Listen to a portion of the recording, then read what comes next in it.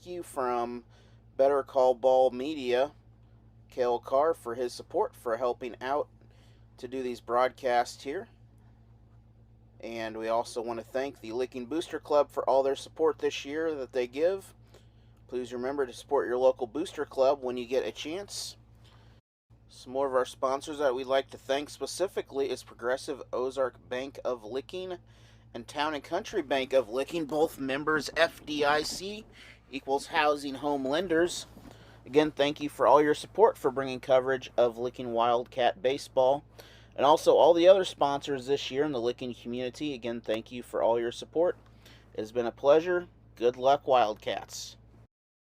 At First State Community Bank, we go beyond banking. We're your neighbor and dedicated to strengthening our communities. We build personal relationships, take the time to understand your unique needs, and offer meaningful financial advice to help you achieve your goals. Whether you're saving for your dream home, planning for your child's education, or growing your business, we're here for every step. Because when you succeed, our community thrives. Stop by our Richland location or learn more at fscb.com. First State Community Bank, success starts here. Member FDIC. The only thing rising faster than summer temperatures is the cost to cool your home or workspace. Let Deer Duff Insulation help you battle those rising costs with high-quality insulation. Deer Duff offers open and closed cell spray foam as well as batt, fiberglass, and cellulose insulation to fit your needs. Not only does high-quality insulation cut energy costs, but it also helps to protect your home from water damage and mold. For your crawl space or commercial space, agricultural buildings, and anything in between, call Dalton and the crew for your free estimate today. The Bank of Iberia first opened its doors in 1899 and has been tirelessly serving the Miller, Pulaski, and surrounding counties ever since. You don't stay in business that long without knowing a thing or two about taking care of your neighbors. With branches in Iberia and Waynesville, they offer checking, savings, loans, and the friendly customer service that you've come to expect from your hometown bank.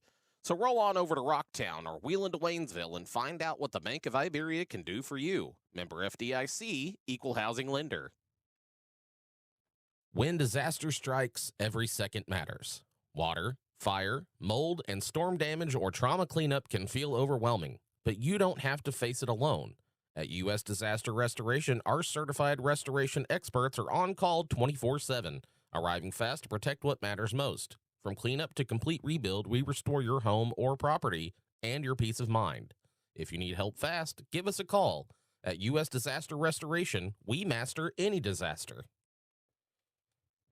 For 125 years, the Marys County Bank has been dedicated to serving Pulaski County and the surrounding communities. We have friendly in-house services for your auto, ag, home, business, and personal banking needs. With 11 locations including Richland and St. Robert, the Marys County Bank is a convenient way to manage your finances. Come see a friendly face today at any of our 11 locations and let our knowledgeable staff serve your needs. The Marys County Bank, member FDIC, Equal Housing Lender. Nothing says a ball game like hot dogs and popcorn, but after the game, it's time to slide on into Lou's Place in Richland. Lou's has a mouth-watering burger and crispy hand-cut fries, as well as wraps, wings, and many other things, so every trip to your plate is a home run. Featuring trivia and tacos every Tuesday, as well as karaoke and weekly specials, there's always something new going on at Lou's. So here's your sign to swing on by Lou's Place, 700 West Washington in Richland. Taxes. The dreaded yearly chore made up of vague legal terms and stress. But with a preparation done by Tax Made Easy, you'll have nothing to worry about. The professionals at Tax Made Easy do your tax returns like it's their own, searching for every available option to make sure that you are getting the most out of your tax return. So take the stress out of taxes and contact the ladies at Tax Made Easy for your future tax planning needs. Located at 836 VFW Memorial Drive in St. Robert. Are you fed up with the limited selection and high prices at the big box stores? Have you grown weary of paying a premium for steaks that don't meet your expectations? Then it's time you see Chris, Todd, and Ira at Three Brothers Meat Company. Three Brothers is your local family-owned butcher shop where you'll find top-quality meats at fair market prices. From chicken, beef, pork, and fish to even something like ostrich or alligator, they've got it all. Plus, with a wide variety of sides, sauces, and spices, and even catering, they are your one-stop shop. Three Brothers Meat Company. Great meat, great service, great people. Hunting is a heritage in the Bean Creek family, and we want to share it with your family too. With over 80 years of combined experience out in the woods, we know there is nothing more exciting than a successful hunt. So Bean Creek makes high-quality mouth and friction calls that will drive those long beards wild, as well as grunt calls and scents that will bring those trophy bucks a-running. So before you hit the woods this season, hike on over to our website at beancreekgamecalls.com and order the best game calls that the Ozarks has to offer. Spring cleaning is just around the corner, and your honey-do list won't be the only thing piling up. So when it's time to clean out the garage or renovate your property, you'll need a roll-off dumpster from Dump It Disposal. Dump It Disposal is a family-owned business right in the heart of Pulaski County. With 10 and 20-yard dumpsters for rent, as well as weekly residential pickup starting at just $22 a month, Dump It Disposal has what you need. So give them a call or go online to dumpitdisposal.com and reserve yours today. MFA Agri-Services started way back in 1914, and they're still alive and well today. This is because they serve their communities like no one else, offering feed and bedding for pets and livestock, minerals, supplements, veterinary supplies, and so much more. MFA has what you need to keep your farm outstanding in its field. See what we did there? Stop by our location in Richland and see what Wayne and the crew has in stock for you. Unlimited Custom Apparel in Crocker has everything you need for unique apparel and promotional products for your team or business. With a wide range of handmade custom shirts, hoodies, jackets, hats, and so much more, Unlimited Custom Apparel has what you want. So no matter what you need printed or pressed, embroidered or emblazoned, the possibilities are unlimited. Find them on Facebook today and tell them that Better Call Ball sent you their way. April showers bring May flowers, and they will soon bring sweltering summer heat. Before your HVAC system starts working overtime, there is no better time to call Josh at Vail Mechanical to inspect, repair, or maintain your home's HVAC system. Maybe it's time to update that old unit for a new efficient model? Vail can do that too with a high-quality ream replacement done right the first time. Don't wait until it breaks. Make your appointment today and trust Vail Mechanical with your HVAC system. 573-286-8136. It's a fact of life that even the most reliable equipment occasionally will break down. When that happens, Farm to Fun Mechanical can fix it fast. Trucks, tractors, ATVs, big or small, Farm to Fun can fix it all. No need to worry about paying a tow truck either, because they will come to you. For fast, reliable, and honest service, call Farm to Fun Mechanical, 573-286-8999, and tell them that Kale sent you. Flowers make a wonderful gift for your loved ones. Birthdays, anniversaries, graduations, and many other occasions that every blooming thing in Waynesville has the perfect arrangement for. Made with high-quality fresh flowers and creative designs, Jenna and the ladies have every blooming thing you could need to make your next event the best looking yet. So the next time you're feeling romantic, all right, welcome everybody. Every blooming Class thing 3 to championship 66 game in Waynesville, or call 573-774-6775. See if we can stop. There we go. Now, welcome everybody. Class 3 championship between Blair Oaks and the Duchesne Pioneers. Falcons going to be the home team, so it'll be Duchesne up to the plate first here in the ball game. And it's going to be Jamison Forrest leading it off here for the Pioneers. In the top of the first inning, winner going home with the first place plaque. So Jamison Forrest, the starting third baseman, going to be up to start things off here. He hits .476 for the Pioneers. And I was watching him play a little bit yesterday. He puts bat on ball pretty well, and he's a heck of a good third baseman. He's got a good arm over there at third. Duchesne with an 8-0 victory over the fourth place Scott City Rams to move on here to the championship round. First pitch in there was a strike. Second pitch in there, swinging strike two. On the mound is Vander Halford for the Blair Oaks Falcons. He's got a 4-0 record, 27 2/3 innings pitched, 3.04 ERA, 35 strikeouts, 9 walks. Jamison smacks this one out into shallow center for a leadoff single. And the first batter of the ball game is on.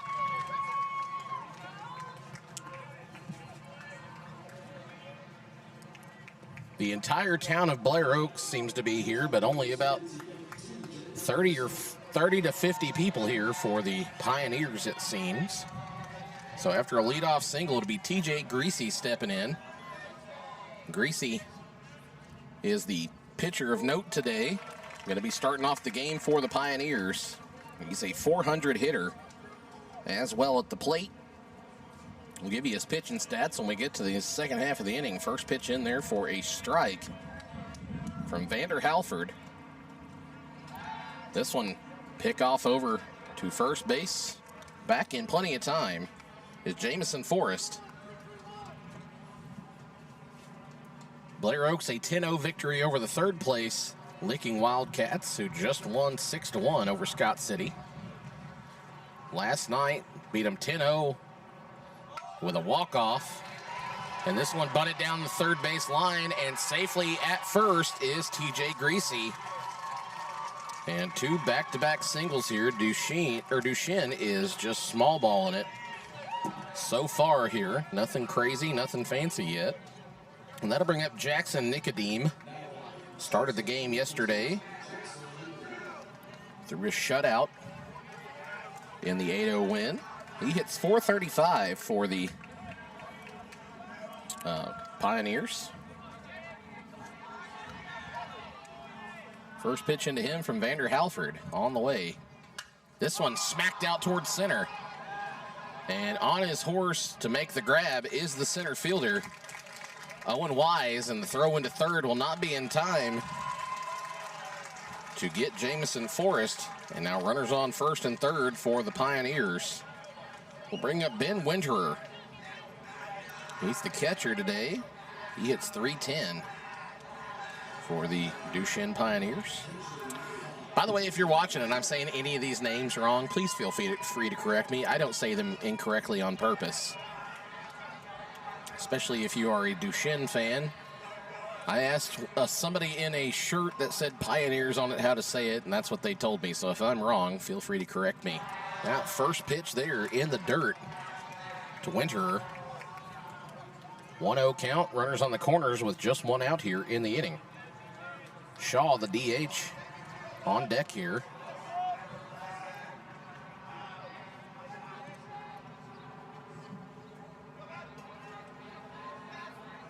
The 1-0 on the way.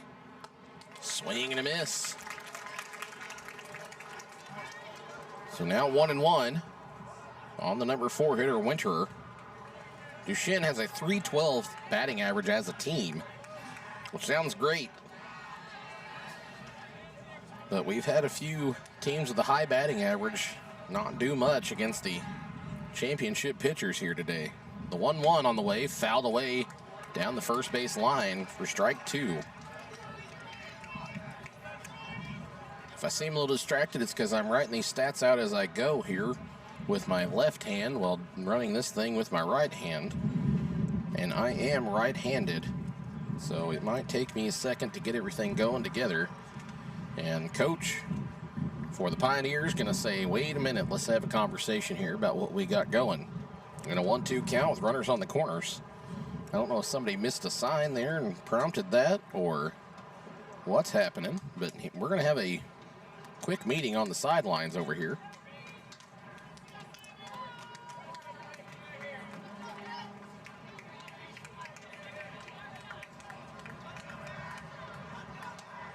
So back to the box we go.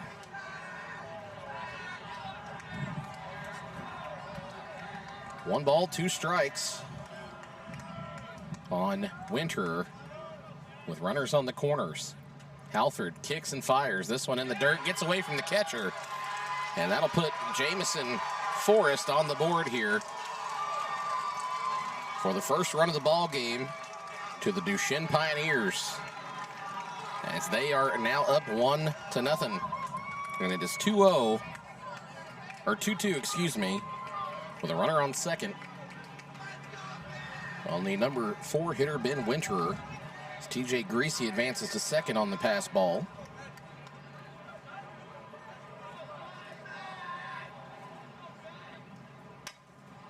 This one hit over towards short. It is dropped. Safe. That's going to be an E6. Mitchell Rogers got underneath it and made the mistake of looking away to try to double up the runner coming to third. And that'll be runners on the corners again here for the Pioneers after Winter reaches on the east 6. So Mitchell Rogers was there to make the play, but took his eyes off the ball for a split second to try to figure out if he had time to throw back to second or if he needed to go to first or whatever he was trying to think there. And they're going to correct that to a hit, but I thought it was an error. So I'll put a hit there with a asterisk for the moment. The first pitch in here to Michael Shaw, a 203 hitter in DH today, is a ball. 1-0.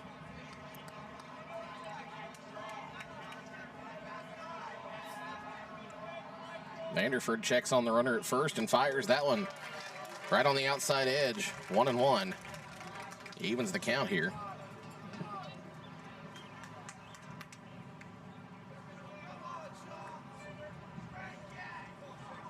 So 1 ball, 1 strike, 1 out. Runners on the corners here. 1-0 ball game already in the top of the first. This one fouled back into the net. 1-2.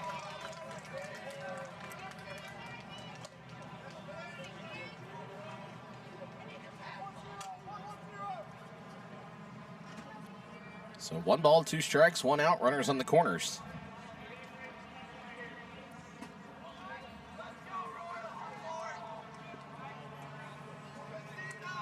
Vanderford checks on the runners here, sets and fires the 1-2. That one swung on and missed for the second out. As Shaw goes down, swinging. Greasy on third, Winter on first for Alex Hof. H-O-P-F. They told me like Hof of bread. However you got to do it, I guess. And that's how I had to remember it, Hof of bread. So Alex Hof will step in here. 264 hitter, the number 6 hitter in the lineup, playing left field today for the Pioneers. First pitch in there is strike 1.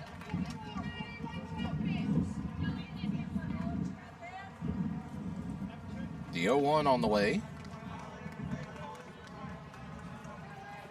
Vanderford sets, checks the runner here, and fires. Swing and a miss, 0-2. And Hof down quickly, 0-2 here. Only 18 strikeouts on the season, not too bad for somebody with 72 at-bats under their belt. Played in all but 3 games here for the Pioneers. Vanderford sets for the 0-2. This one swung on and missed, got him for strike 3. We head to the bottom of the first inning. And Duchesne leads 1-0 after the top of the first.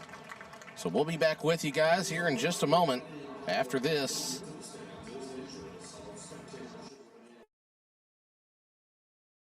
At First State Community Bank, we go beyond banking. We're your neighbor and dedicated to strengthening our communities. We build personal relationships, take the time to understand your unique needs, and offer meaningful financial advice to help you achieve your goals. Whether you're saving for your dream home, planning for your child's education, or growing your business, we're here for every step. Because when you succeed, our community thrives. Stop by our Richland location or learn more at fscb.com. First State Community Bank, success starts here. Member FDIC. The only thing rising faster than summer temperatures is the cost to cool your home or workspace. Let Deer Duff Insulation help you battle those rising costs with high-quality insulation. Deer Duff offers open and closed cell spray foam as well as bat, fiberglass, and cellulose insulation to fit your needs. Not only does high-quality insulation cut energy costs, but it also helps to protect your home from water damage and mold. For your crawl space or commercial space, agricultural buildings, and anything in between, call Dalton and the crew for your free estimate today. The Bank of Iberia first opened its doors in 1899 and has been tirelessly serving the Miller, Pulaski, and surrounding counties ever since. You don't stay in business that long without knowing a thing or two about taking care of your neighbors. With branches in Iberia and Waynesville, they offer checking, savings, loans, and the friendly customer service that you've come to expect from your hometown bank. So roll on over to Rocktown or wheel into Waynesville and find out what the Bank of Iberia can do for you. Member FDIC, Equal Housing Lender. When disaster strikes, every second matters. Water, Fire, mold, and storm damage or trauma cleanup can feel overwhelming, but you don't have to face it alone. At U.S. Disaster Restoration, our certified restoration experts are on call 24/7, arriving fast to protect what matters most. From cleanup to complete rebuild, we restore your home or property and your peace of mind. If you need help fast, give us a call.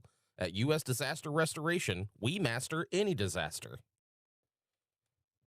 For 125 years, the Marys County Bank has been dedicated to serving Pulaski County and the surrounding communities. We have friendly in-house services for your auto, ag, home, business, and personal banking needs. With 11 locations including Richland and St. Robert, the Marys County Bank is a convenient way to manage your finances. Come see a friendly face today at any of our 11 locations and let our knowledgeable staff serve your needs. The Marys County Bank, member FDIC, equal housing lender. Nothing says a ball game.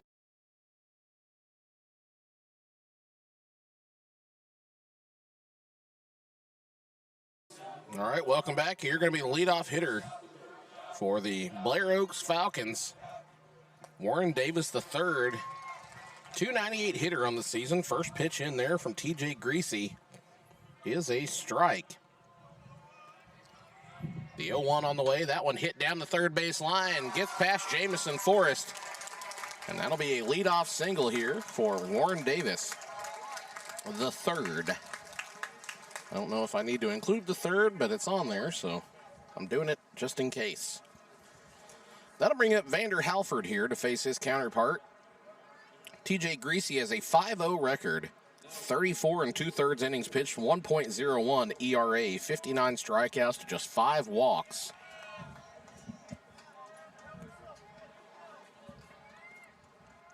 First pitch in here to Halford is low for a ball. Oh, no. Strike at the knees. Mr. Coleman's taking his time calling strikes here. So runner on first here with nobody out. Halford skies this one out into right field. On his horse and running back, and worried about hitting the wall, goes down. That was the right fielder out there, Finnegan Ryan. And that's going to be a hit. And that'll put runners on the corners. Or no, excuse me, runners on second and third as Halford is on with a double with nobody out already. So Davis leads it off with a single.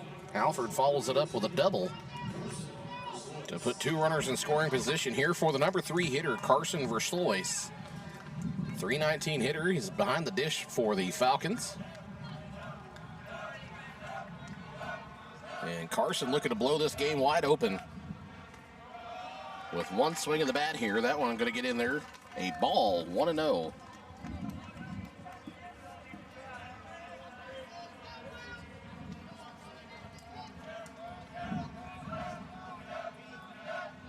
Greasy sets and fires the 1-0. That one going to catch the inside part of the plate. He evens the count here. 1 ball, 1 strike. So back-to-back hits to lead it off here for the Falcons. Puts them with a chance to take a lead here. On any extra base hit, Greasy's going to step off.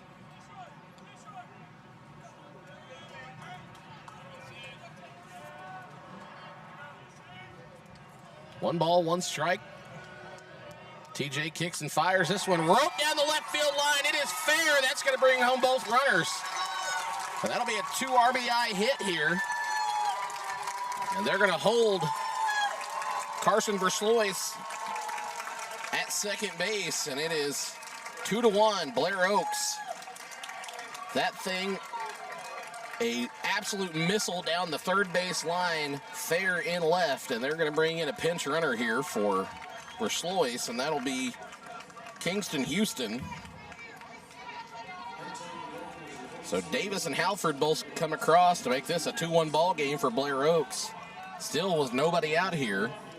So it'll be a runner on second for the cleanup hitter here, Hayden Lackman, 282 hitter for the Falcons. And a runner in scoring position for him. Falcons were aggressive on the base pass last night against the Licking Wildcats, as that one gets in there for a ball on the outside part of the plate, 1-0. They were very aggressive on the base pass, and it proved to be the deciding factor in ending it a 10-0 game early. That one swung on and missed. That was a good hook there by TJ Greasy. He said, Hayden Lackman, meet my Uncle Charlie. And he swung right through it. 1 ball, 1 strike here. Greasy. Back to it, same pitch. That one fouled away here. To make it a 1-2 count on the left fielder for the Falcons. Houston getting a good lead there off second. Not a crazy lead, just a good one. Gets a couple extra steps on the pitch.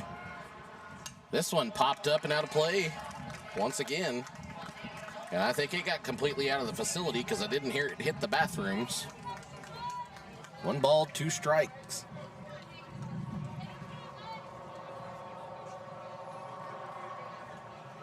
So TJ Greasy gets the sign here from Winterer. Kicks and fires the 1-2. That one got him on the changeup, strike 3, and that's the first out of the inning. Hayden Lackman goes down swinging, and that'll bring up Kason Lance, 242 hitter.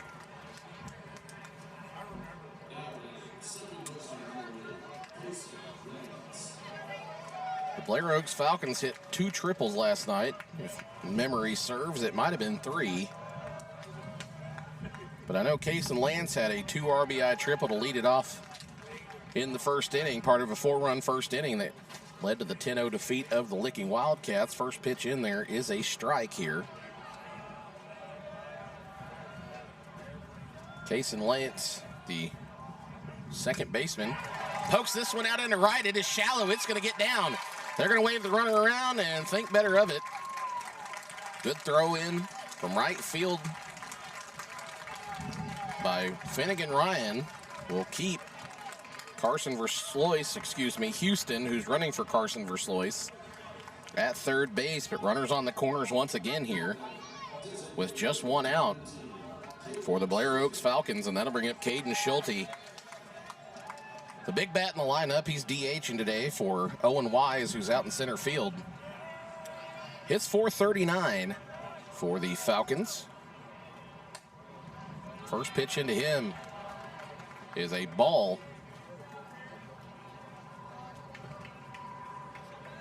Had to find his number there. Schulte has not hit any home runs this year, but he has 30 RBIs on 29 hits. And the runner will steal second. 2-0 count now as Kason Lance scoots on down there to second base. Says, you can't catch me, ha-ha. So 2-0, the count on Caden Schulte. Greasy kicks and fires. That one off the outside part of the plate, now 3-0. And that is a great chase pitch. But Schulte did not bite. It was just about a half a ball off the outside part of the plate, and maybe just a hair low. But it was certainly a hittable ball from that aspect. And the 3-0 will go right down Peachtree. 3-1 now.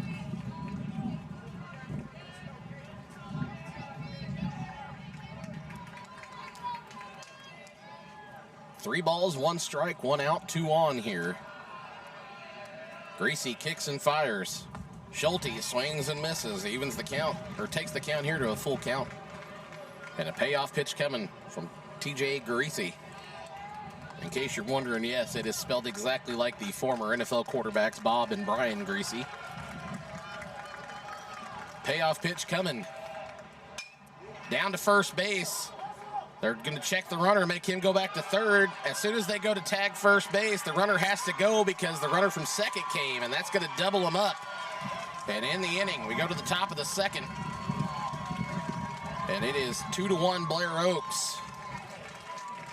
And we'll be back with you in just a moment after this.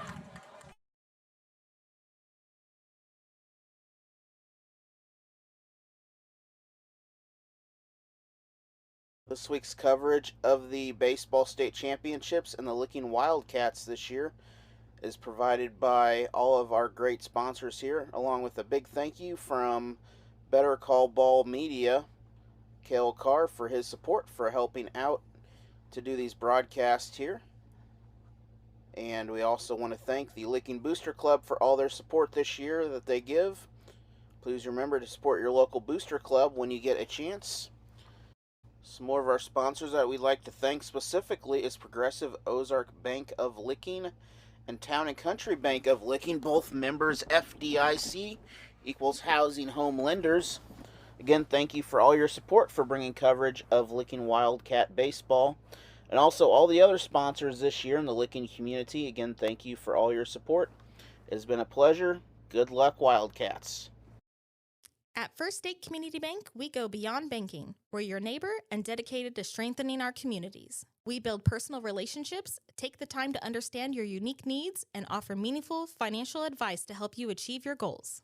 Whether you're saving for your dream home, planning for your child's education, or growing your business, we're here for every step. Because when you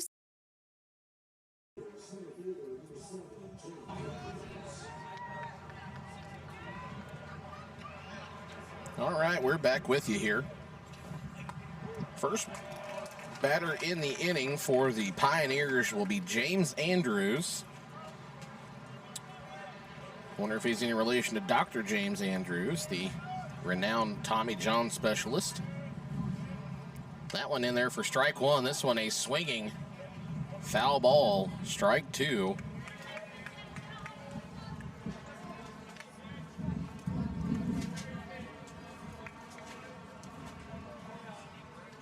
Andrews, center fielder today for the Pioneers, is hitting .267 on the regular season for the Pioneers.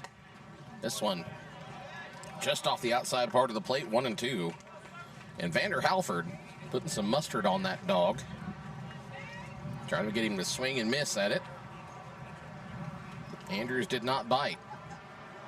Andrews is a freshman. That one going to catch the outside part of the plate for strike three. Excuse me, Mr. Andrews, can I help you? No, thank you. Just looking. And he goes down for the first out of the inning here for the Pioneers. And that'll bring up Drake Fortman, a sophomore second baseman, hitting .222 on the year for Duchesne. Vander Halford kicks and fires. Just low, 1-0. Good fastball there. Not quite where he wanted it to be, but close. Good place to put it, at the very least. The 1-0 on the way. And that one hit over to short. Charging in and making the throw is Mitchell Rogers to retire the second hitter here in the inning. Fortman on the 6-3. If you're keeping track at home, but of course you're not, why would you be? But if you would like to start, that's what you'll put. Shortstop to first base, 6-3. And that'll bring in Ryan Finnegan, or excuse me, Finnegan Ryan. I think that's how they have it in there. So Finnegan Ryan, the right fielder, is hitting .311 for the Pioneers. You don't often have a number 9 hitter hitting .300 or better, unless your entire lineup is that way. But it's smart to put one in the number 9 hole that can put bat on ball, because you never know when you'll need it. That one in there, 1-1. That was a check swing, but it caught the inside part of the plate for strike one. Evens the count here. 1 ball, 1 strike, 2 outs, nobody on for Finnegan. 1-1, just outside, 2-1. Just a bit outside, tried the corner and missed. There's our obligatory Bob Uecker reference. Have to do at least one every broadcast. 2 balls, 1 strike. This one popped out towards right field, running in, and squeezing it for the out is Gage Leffert.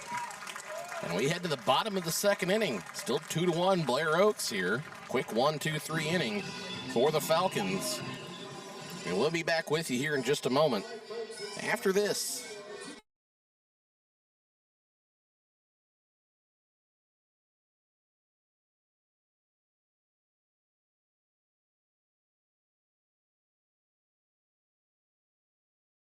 The Bank of Iberia first opened its doors in 1899 and has been tirelessly serving the Miller, Pulaski, and surrounding counties ever since. You don't stay in business that long without knowing a thing or two about taking care of your neighbors. With branches in Iberia and Waynesville, they offer checking, savings, loans, and the friendly customer service that you've come to expect from your hometown bank. So roll on over to Rocktown or wheel into Waynesville and find out what the Bank of Iberia can do for you. Member FDIC, Equal Housing Lender. Nothing says a ball game like hot dogs and popcorn, but after the game, it's time to slide on into Lou's Place in Richland. Lou's has a mouth-watering burger and crispy hand-cut fries, as well as wraps, wings, and many other things, so every trip to your plate is a home run.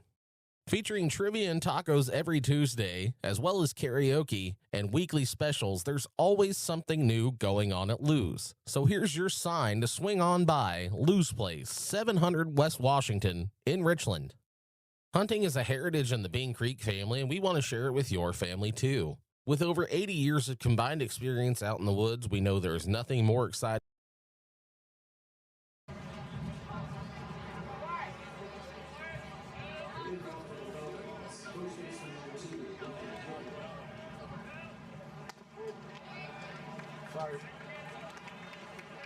Sorry for the delay there. Getting back to you. The wind blew my water over because Mother Nature's angry at me, apparently. This one stroked out into left, and it is over the head of the left fielder.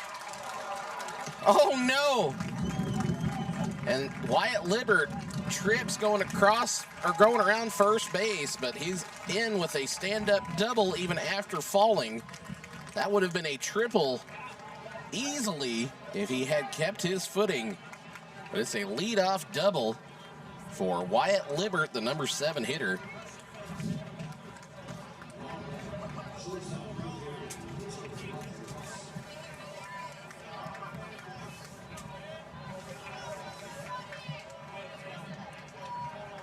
Luckily, I did not get any water on my scorebook, so it's safe, but everything else got a little bit of water on it, thanks to the wind.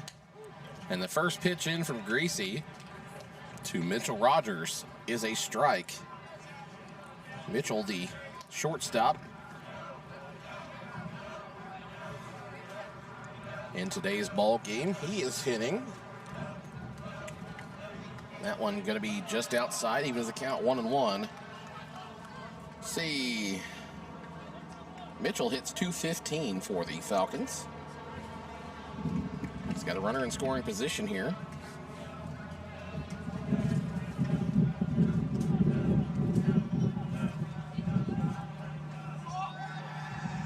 They're going to pick off back to second, and barely back in time is Wyatt Libbert. So 1 ball, 1 strike. Nobody out, runner on second. I lost my pen somewhere in the process of this water getting spilled. Oh well. I'll find it here in a little bit. So TJ Greasy takes the sign here from Winterer. The 1-1 on the way. He lays down a bunt up the third base line. Greasy spin throw. Gets over the first baseman. And the first baseman and the runner collide, but Libbert's going to come across for the 3rd run. That was not malicious contact. The throw carried the first baseman that direction. And I think that's what coach is coming out to say, hey, does that not give us an extra base since he ran into him there? He could have advanced to second because of the overthrow. Curious what the umpire is going to rule here. Again, it was not malicious contact whatsoever. And the umpire is going to say, no, we're good, coach. So a 3-1 lead now for the Blair Oaks Falcons here over the Duchesne Pioneers in the bottom of the 2nd inning. And it will be Gage Leffert stepping in here.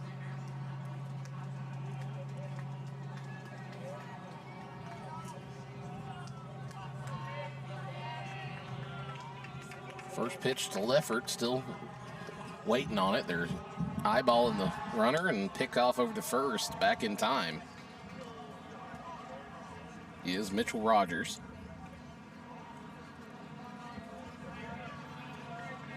Jamison Forrest kind of shading the bag over there at third base just in case. This one swung on and tipped back into the glove of Winterer for strike one.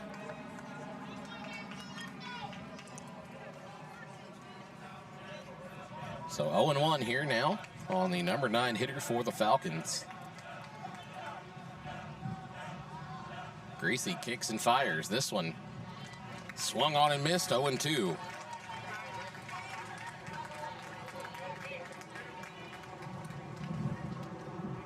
The 0-2.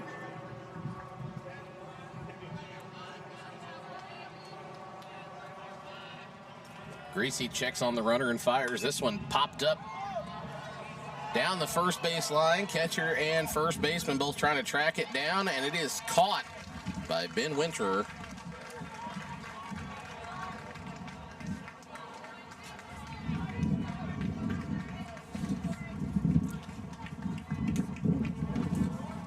So it'll be one out now with a runner on first for the leadoff hitter Warren Davis III, who started off the game with a single.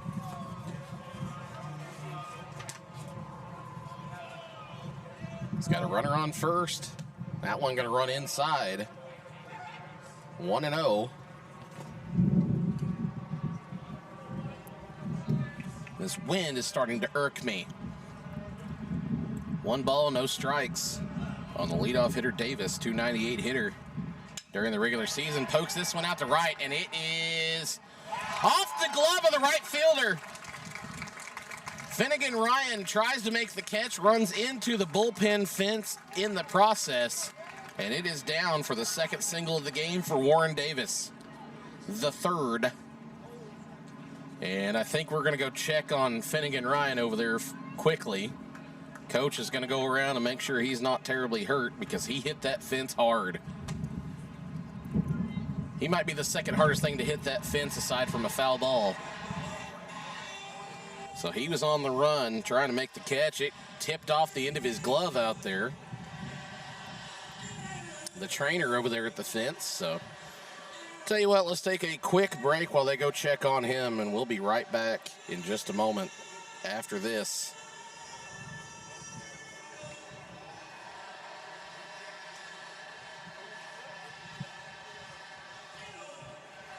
It's a fact of life that even the most reliable equipment occasionally will break down. When that happens, Farm to Fun Mechanical can fix it fast. Trucks, tractors, ATVs, big or small, Farm to Fun can fix it all. No need to worry about paying a tow truck either, because they will come to you.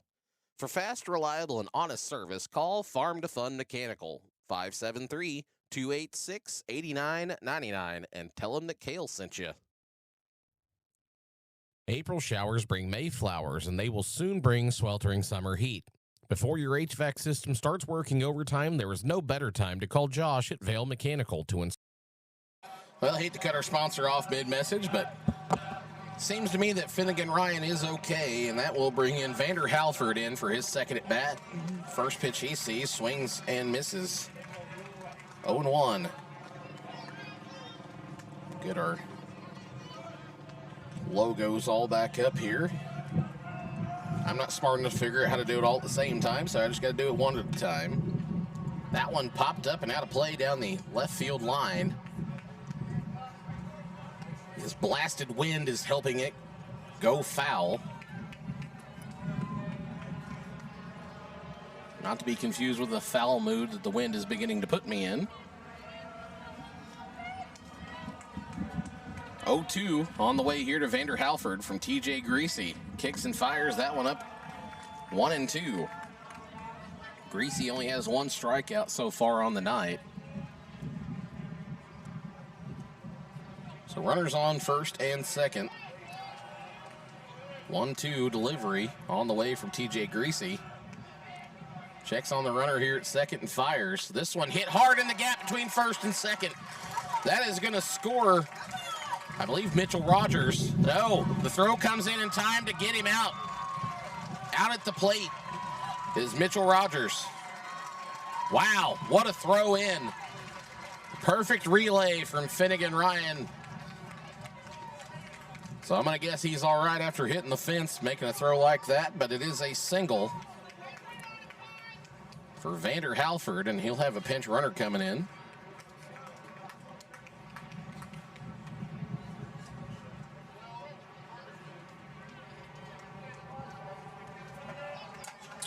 So 2 outs now with runners on the corners. And the pinch runner, I believe, is Carson Sanning, a senior on this team, outfielder. That one in there, 0-1 here on the number 3 hitter, Carson Verslois, who hit or got on with a base hit back in the 3rd inning and was thrown out at the plate trying to advance on the Caden Schulte ground out to first. Hayden Lackman being Johnny on the spot after that foul ball to make it an 0-2 count here.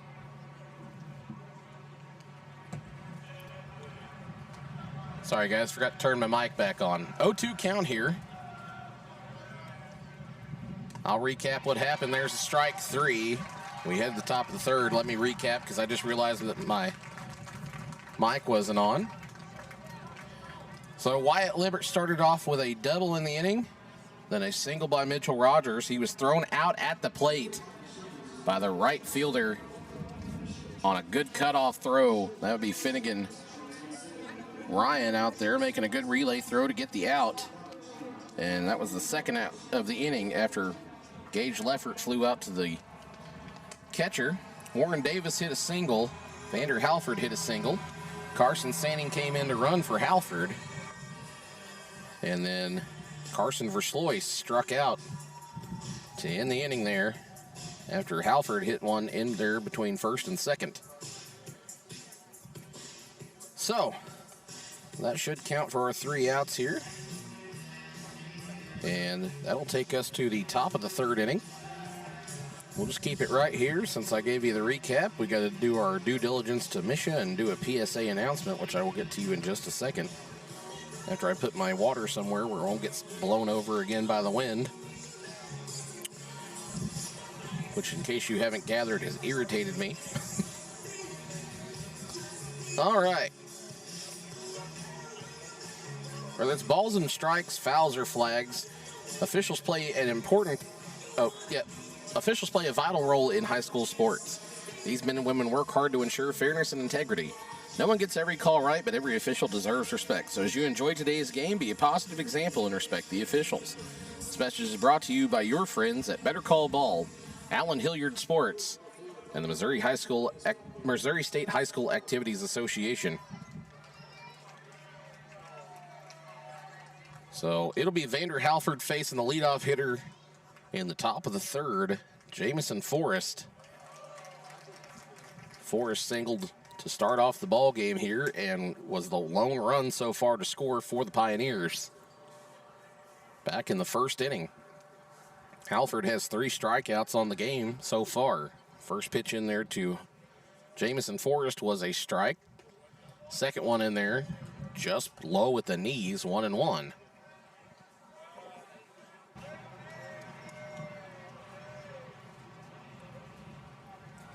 One ball, 1 strike, nobody out for the Pioneers here in the top of the 3rd. This one poked right back to Vander Halford. He'll flip it over to first to Libbert for the 1st out of the inning as Jamison Forrest is retired on the 1-3 put out. And that'll bring up the pitcher here, TJ Greasy. Singled as well in his first at bat. Advanced the second on a pass ball and was stranded at 3rd base. They did give Ben Winter a hit officially, so we'll give him one as well. I had it originally as an E6, but we will adjust it to the official scorebook. This one fouled away down the right field line, well out of play. 0-1 on TJ Greasy, a 406 hitter for the Duchesne Pioneers.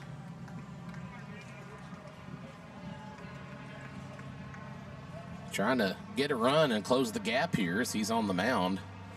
He wants to help himself out as much as possible. Trailing by 2 runs here in the 3rd.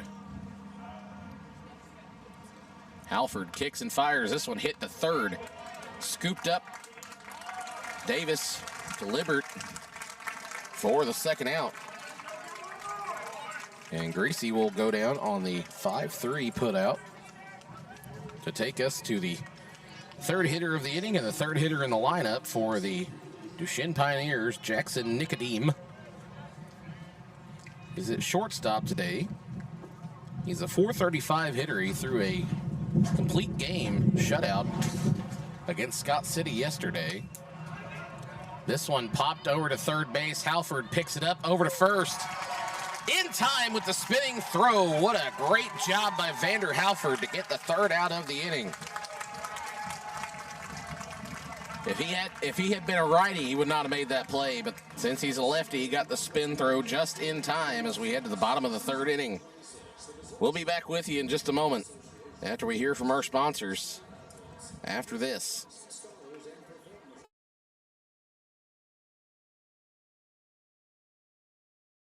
This week's coverage of the Baseball State Championships and the Licking Wildcats this year is provided by all of our great sponsors here, along with a big thank you from Better Call Ball Media, Cale Carr, for his support for helping out to do these broadcasts here. And we also want to thank the Licking Booster Club for all their support this year that they give. Please remember to support your local booster club when you get a chance. Some more of our sponsors that we'd like to thank specifically is Progressive Ozark Bank of Licking and Town and Country Bank of Licking, both members FDIC, equals housing home lenders. Again, thank you for all your support for bringing coverage of Licking Wildcat baseball. And also all the other sponsors this year in the Licking community. Again, thank you for all your support. It has been a pleasure. Good luck, Wildcats.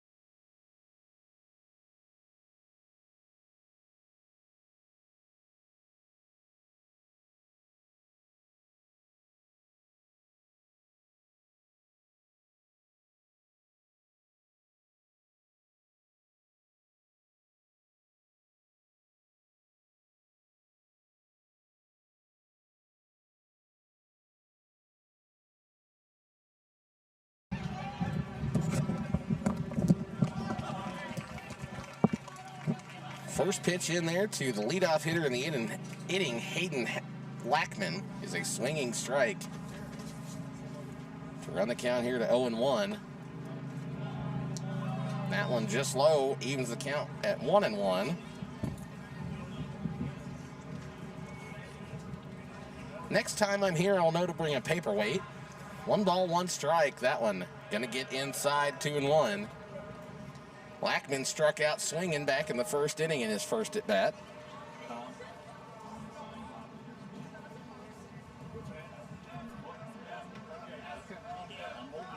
So 2 balls, 1 strike here on the leadoff hitter in the inning. And that one, swing and strike 2.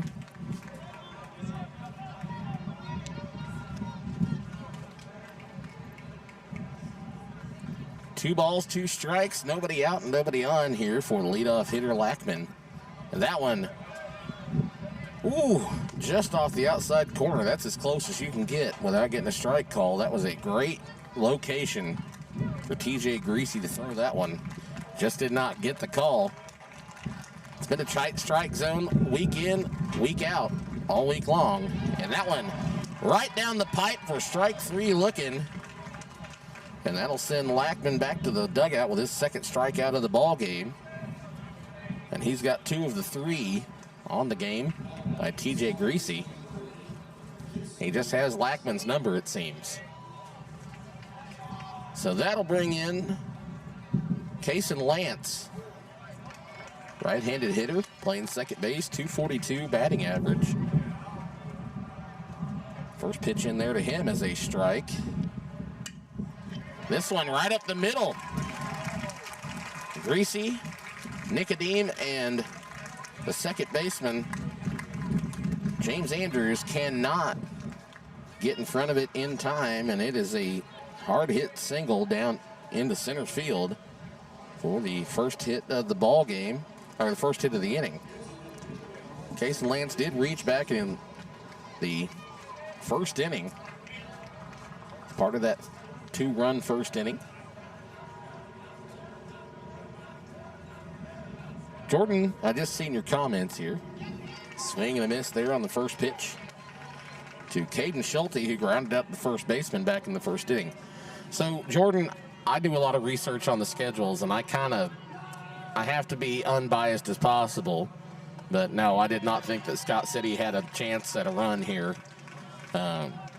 Because although they had 33 wins, they only played 11 teams with a record above 500 that I could see, I think. 11 or 10, something like that.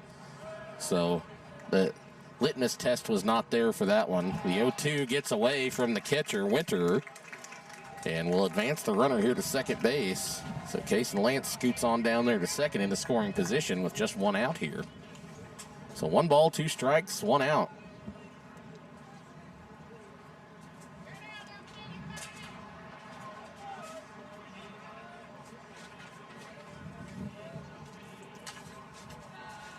So the 1-2, Greasy taking his time here.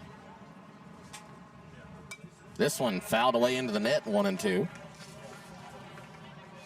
They did play a lot of 1 and 2A, but that's what's around them unless you go into St. Louis, and then you got to play, Chaminade and all these other schools that are a little bigger than what Scott City would be.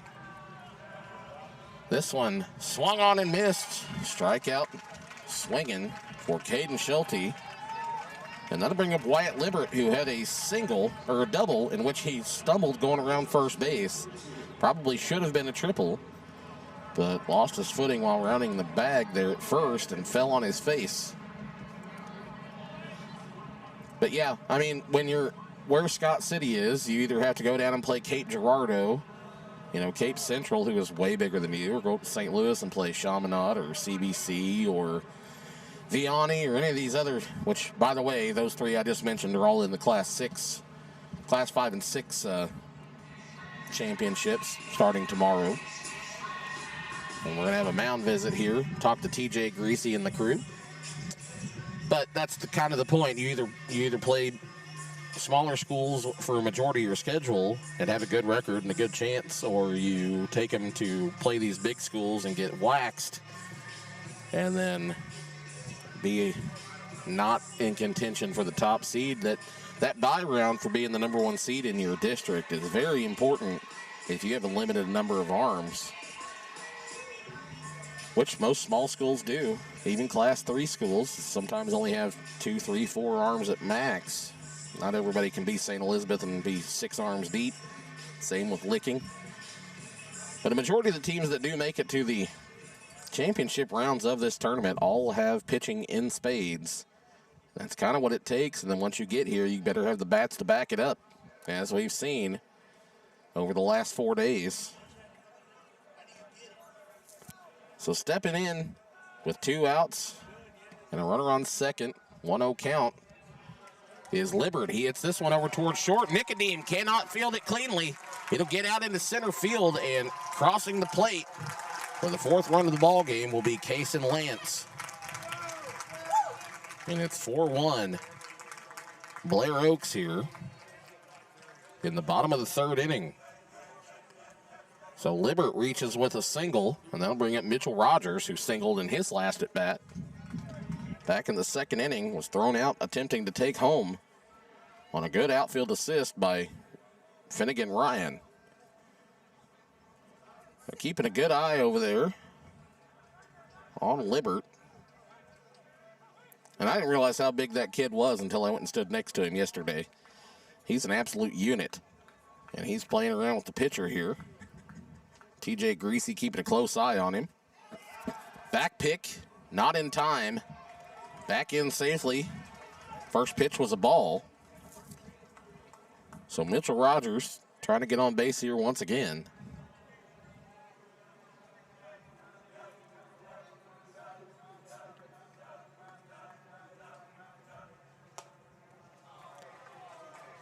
That one, a ball outside, 2-0.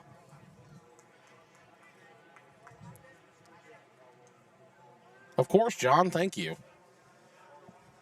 Do our best here. This one fouled down the third base line. Jamison forced over there to snag it, and he'll throw it back to his pitcher. 2 balls, 1 strike after the foul ball, 2 outs. Libert over on first for Mitchell Rogers. Rogers just trying to put bat on ball here and keep the inning alive. TJ Greasy fires. That one just hits him at the letters, 2-2. So 2 balls, 2 strikes, 2 outs.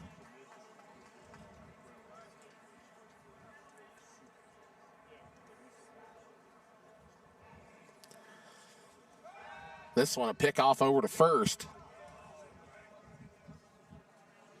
Guess I'm going to have to start watching the comment section more when I start doing these games. 2 balls, 2 strikes, 2 outs. Pickoff was unsuccessful. Greasy fires to the plate. That one runs low and inside and gets away from Winterer once again. That's going to be a pass ball to allow Wyatt Libert to advance over to second base and into scoring position here. And it'll be a full count on Mitchell Rogers. Jordan, who's your local guy up there?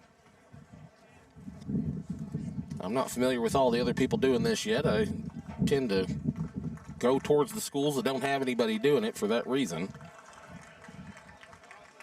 Payoff pitch coming. Greasy fires inside, and that'll be a walk. Rogers draws the 2-out walk to put 2 on for Gage Leffert.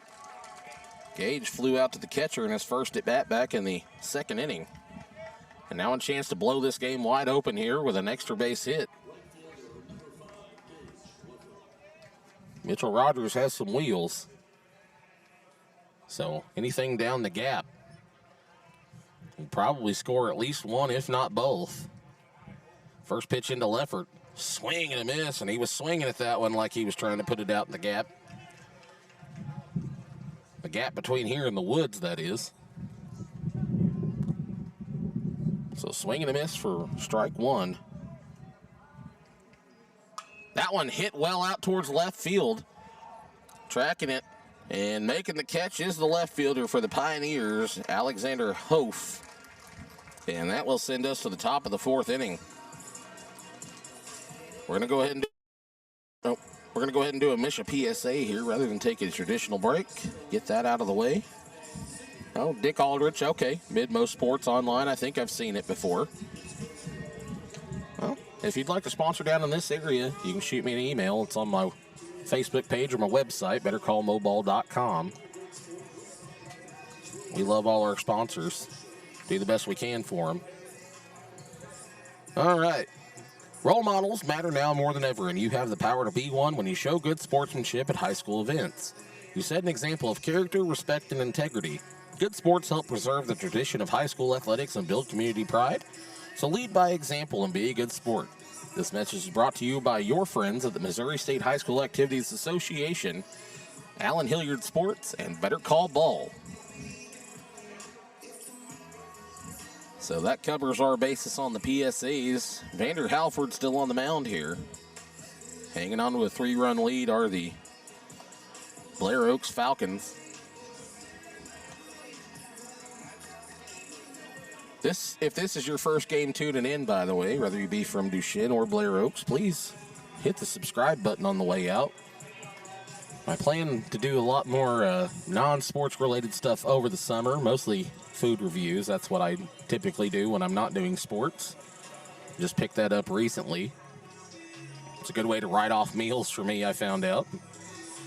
So I'll be doing some more of that here over the summer, and who knows what other wild ideas I'll come up with just to keep content flowing in the off season. So stepping in here for the Pioneers will be the left-handed hitter and catcher, Ben Winterer. Ben singled in his first at-bat back in the first inning. and is hit by a pitch here to open it up in the top of the fourth, and that one's probably going to sting a minute, but he had that elbow guard on.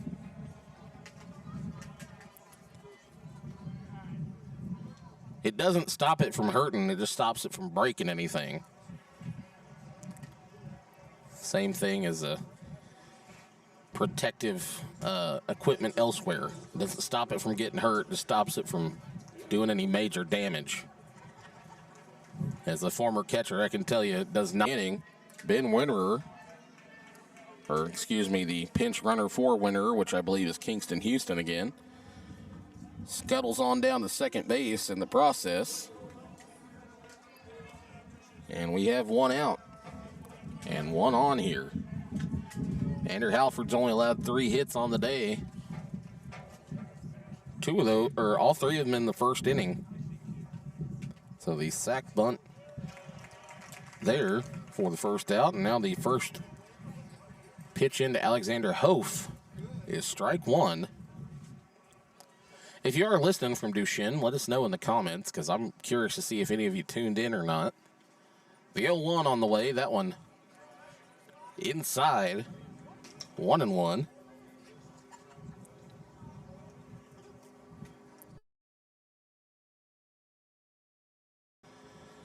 So 1 ball, 1 strike.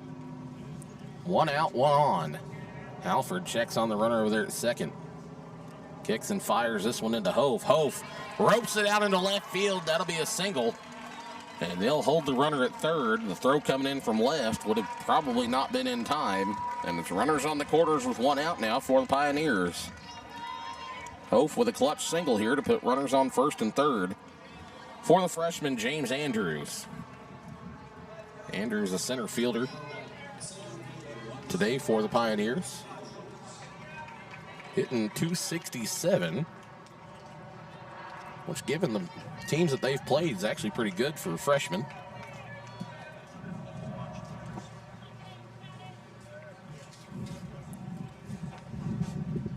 First pitch from Halford, up and away, 1-0. Duchesne in the blue uniforms, white pants. And white pants and green uniforms for the Blair Oaks Falcons. Still not as cool as the Scott City helmets. That one fouled back into the net, 1-1. Scott City had the best helmets of anybody in the tournament. It's got the old St. Louis Rams style horns on the side of the helmets, and they're just cool. Old school cool is what I think it is. Just reminds me of that Merlin Olsen and like Roman Gabriel, all the way up to when Jerome Bettis was a Ram. And yes, Jerome Bettis was a Ram first. I never let my cousins who were Steelers fans forget it. 2 balls, 1 strike, 1 out. Of course, got to remember Eric Dickerson and then the greatest show on turf before they did the rebrand. You know, when they drafted Sam Bradford. Ugh. That one swung on and missed, 2-2 now on the freshman. And he is disgusted with himself for not making contact with that pitch. So 2 balls, 2 strikes, 1 out.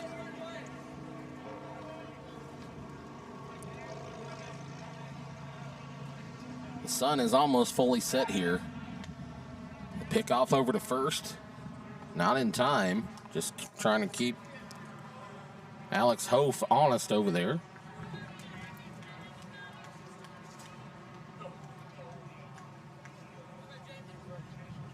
Two balls, 2 strikes. Halford checks on the runners here and fires the 2-2.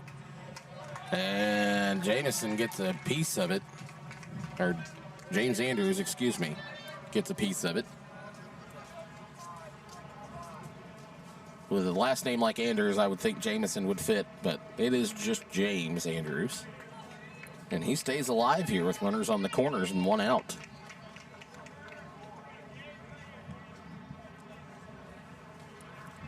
Two balls, 2 strikes, 1 out. Halford fires. That one gets in the dirt and almost gets away. Hof wastes no time heading on down to second. But Verslois did a great job of keeping that thing contained and keeping the runner at third. And Coach over on the field like standing on the foul line hollering at his players. He's not anywhere near the box. And now we have a payoff pitch coming here to the freshman Andrews from Halford. Vander kicks and fires the 3-2. Strike three looking. And down goes Andrews for the second out of the inning. He froze him on that inside cutter or two-seam, whatever it is that he just threw. But it froze Andrews, and he goes down looking. And that'll bring up Drake Fortman. He's the second baseman today for the Pioneers. With 2 outs and 2 on here in the top of the 4th.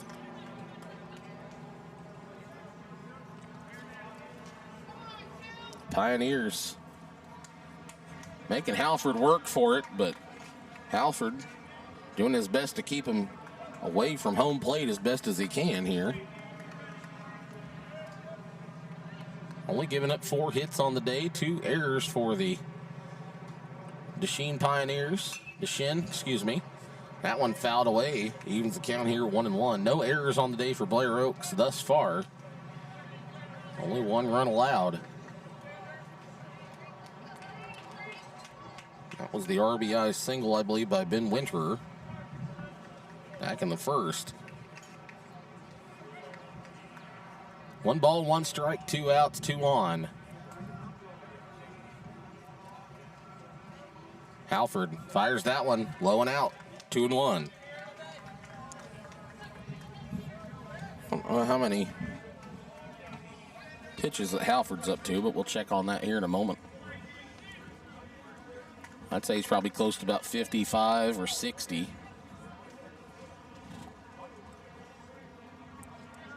Two balls, 1 strike, 2 outs. This one in there for strike 2.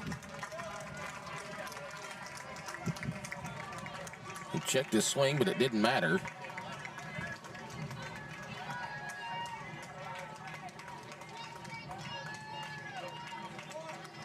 So 2 balls, 2 strikes, 2 outs, 2 on. Deuce is wild, top of the 4th. Halford's just up to 51 pitches, it looks like. I was close. And that one in there for strike 3 looking. Back-to-back strikeouts looking. Ends the inning here. And strands 2 Pioneers on the bases. We'll be back with you for the bottom of the 4th here in just a moment. After this.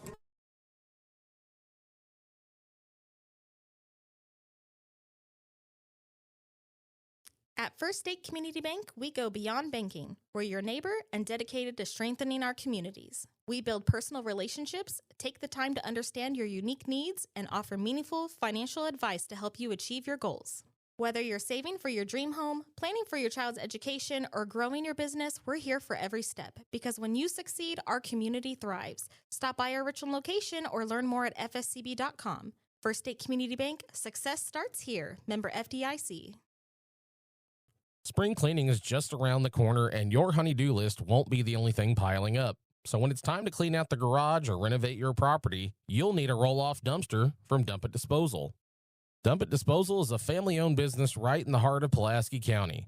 With 10 and 20-yard dumpsters for rent, as well as weekly residential pickup starting at just $22 a month, Dump It Disposal has what you need. So give them a call or go online to dumpitdisposal.com and reserve yours today. Are you fed up with the limited selection and high prices at the big box stores? Have you grown weary of paying a premium for steaks that don't meet your expectations? Then it's time you see Chris, Todd, and Ira at Three Brothers Meat Company. Three Brothers is your local family-owned butcher shop where you'll find top-quality meats at fair market prices. From chicken, beef, pork, and fish to even something like ostrich or alligator, they've got it all. Plus, with a wide variety of sides, sauces, and spices, and even catering, they are your one-stop shop. Three Brothers Meat Company. Great meat, great service, great people.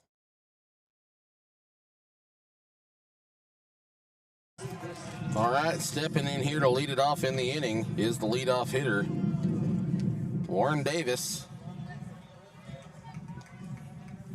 He's already got 2 singles on the day. 2 of the 9 hits allowed by TJ Greasy so far. Greasy just up to 60 pitches on the day. And I'm flying solo the rest of this broadcast. Allen decided he was going to head home before it got too dark. So we'll finish this one up solo, it looks like. Swing and a miss. And a quick strike 3. Whew. I only caught the last one because he threw him so quick. Working quickly now is TJ Greasy. The swing and strike 3 there will retire Davis for the first out. And that'll bring in Vander Halford, who also has 2 hits on the day.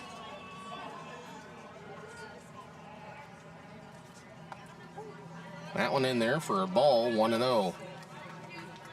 Nope, that was a strike. Looked like it got inside maybe, but ended up being called a strike here. This one poked off the end of the bat by Halford. It might get down, and it does. Just a little bloop single, but it is effective nonetheless. And Halford now has 3 hits on the day for the Blair Oaks Falcons.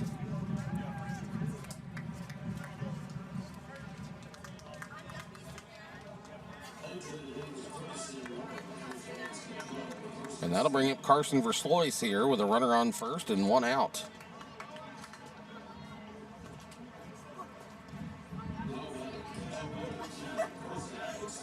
See, Blair Oaks only gave Davis 1 hit on the game changer. They have an error. I gave him a hit. That was back in the first inning. First pitch fouled away for strike 1 by Carson Verslois. He doubled in his first at bat and then was thrown out trying to take home on a good outfield assist by Finnegan Ryan. The 0-1 on the way here from Greasy. Picks off over to first. Back in time is the pinch runner for Halford, which once again I believe is Carson Sanning.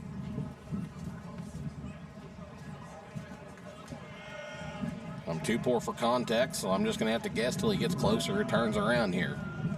The 0-1, that one gets up. 1-1, gets away from Winterer, but Sanning will have to stay put. That is who that is. So Carson Sanning will scamper on back to first base on that ball that got away from Winterer because it took a soft bounce off his glove, and he was closed in on it within a step. 1 ball, 1 strike, 1 out, 1 on. Greasy fires that one, a breaking ball, going to get in there for strike 2. That was a good-looking slider. Verslois even ducked a little bit. Ooh, that wind. Sorry about the wind noise, guys. Not much I can do about it. The 1-2 fouled away. Carson fouls it off his own leg. Doesn't seem to bother him much.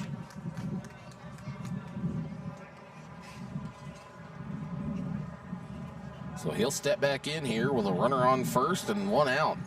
1 ball, 2 strikes.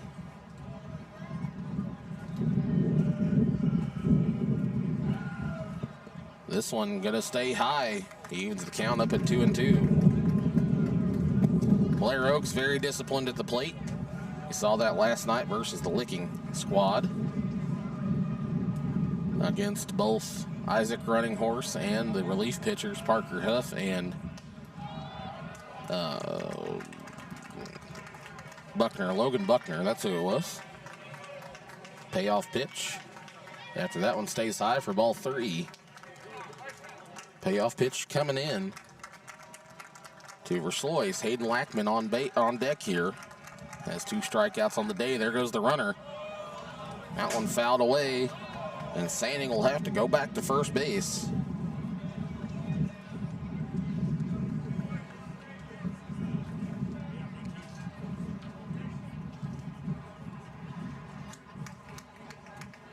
So we'll have the payoff pitch here once again to Carson Verslois. Whacks this one out towards left field, and it may be foul again, and it is. It gets out into the bullpen out here just outside of left field. Greasy up to 72 pitches on the game here. Finally got that pulled up. So Greasy might have maybe another inning, maybe 2, depending on how efficient that he is with the next couple of batters. And we're going to have a meeting out on the mound here. Winter going to go out and talk to his counterpart in the battery. Jamison Forrest, TJ Greasy, Jackson Nicodeme, Michael Shaw, Alexander Hope, and Finnegan Ryan, all seniors on this bunch here for the Duchesne Pioneers. Warren Davis, Hayden Lackman, Caden Schulte, Mitchell Rogers, Gage Leffert, Owen Wise, all seniors for the Blair Oaks Falcons. So I'm going to guess, since nobody's commented from Duchesne, it's just Blair Oaks folks watching us right now. Unless somebody left a comment over there on Allen's page. I haven't got it pulled up, but I will here in between. Payoff pitch coming. Roped out into left, and this might beat the left fielder. It does. It's over his head. One hops to the wall. That's going to score at least one run. And it scores. Sanning from first base. An RBI double for Carson Verslois.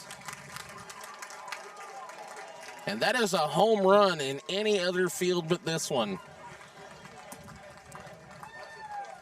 It hit in the first on the Form Energy in dead center of the left field wall, which would probably be about 340, 350 feet out into left field. So that is out of most high school baseball parks, if not all of them. What a hit.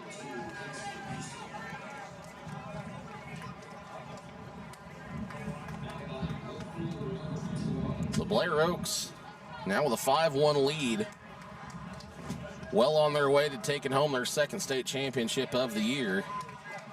Also had one in football, if my memory serves.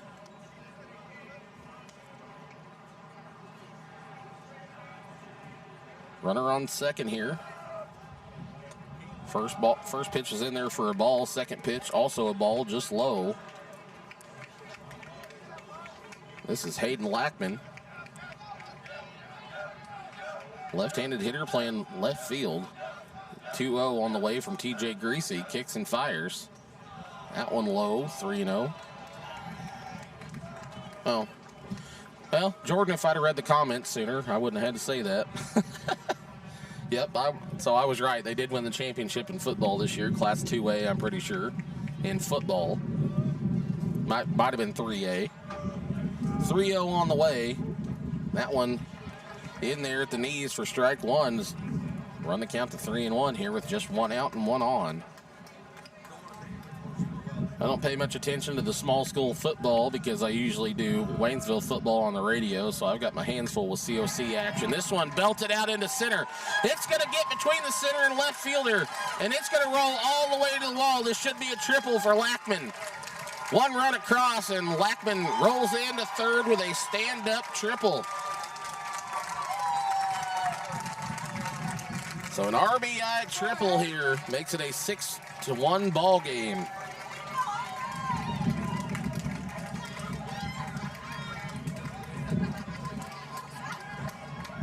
And butt smacks all around among the dads and the spectators up here in the top row of the stadium seating, apparently. That is an inside joke that I'm not aware of. Hey, Kenny. How you doing, buddy? Good old Kenneth Miller in there with us. Nathan did find me, by the way, so thank you for that. So one out. And runner on third here for Cason Lance, who has singled twice. That one in there, evens the count, 1-1.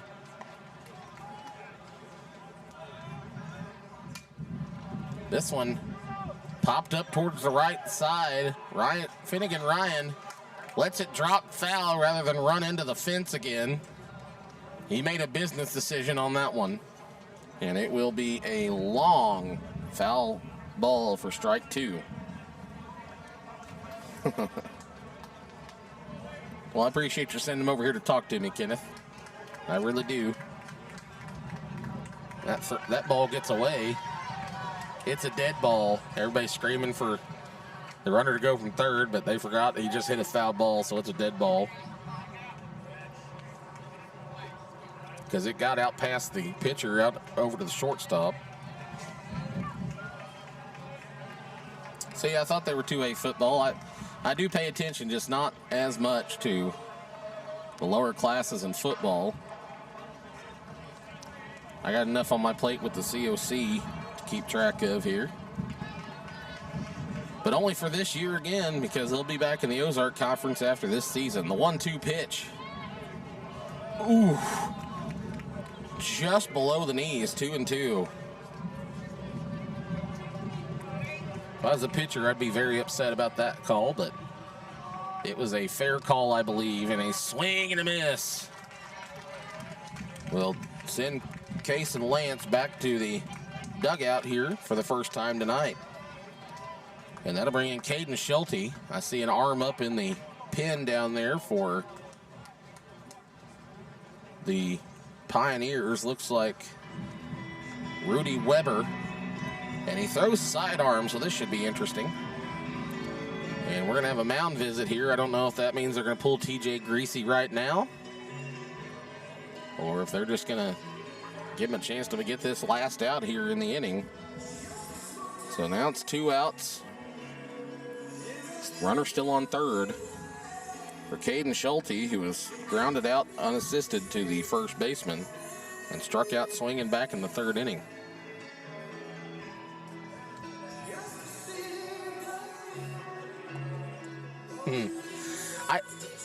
I used to, for anybody who doesn't understand what Ken is talking about, I used to wear nothing but cowboy boots and basketball shorts. But when I started carrying mail about 5 years ago, I had a Honda Element that had a handbrake out in the middle, like right in the middle. And so climbing in and out of there, I kept catching the top of my boots on the handbrake and flipping me out backwards. And I got tired of whacking the back of my head on the ground, so I went to some moccasins, and I basically wear mocks and Skechers now.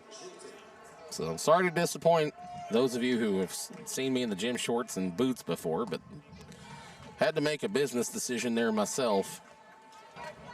So TJ Greasy's first pitch in there is a strike to Caden Schulte, the left-handed hitting DH, who also looks just like an absolute unit. That one outside corner, 1-1.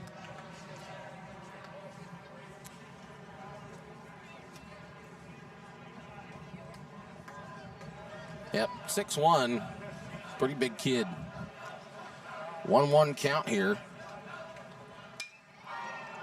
That one out into left field, trailing it, and cannot make the catch. That's going to be an error that scores a run as Caden Schulte rolls into second. So that'll be an E7.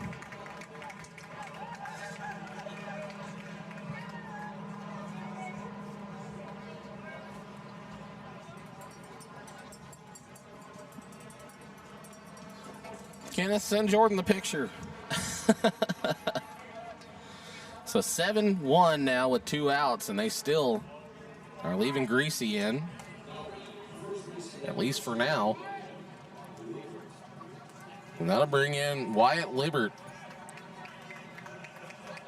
We were talking yesterday.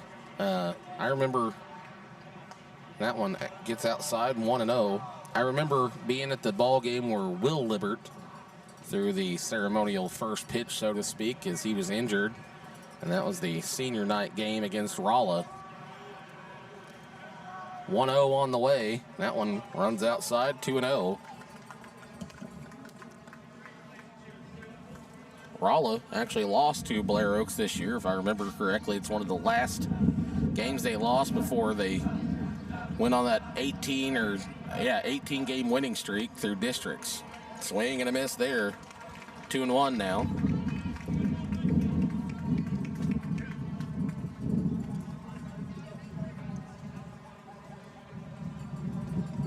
Two balls, 1 strike, 2 outs. That one in there at the letters, 2-2 evens it up here. So 2 balls, 2 strikes, 2 outs, runner on second.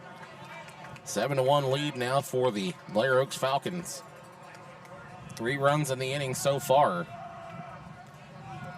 2 balls, 2 strikes. Libbert swings and misses. And that will be the 3rd out of the inning. as 7 Falcons hit the plate. Here in the bottom of the 4th, we head to the top of the 5th. 7-1 Blair Oaks. We'll be back right after this with the top of the 5th.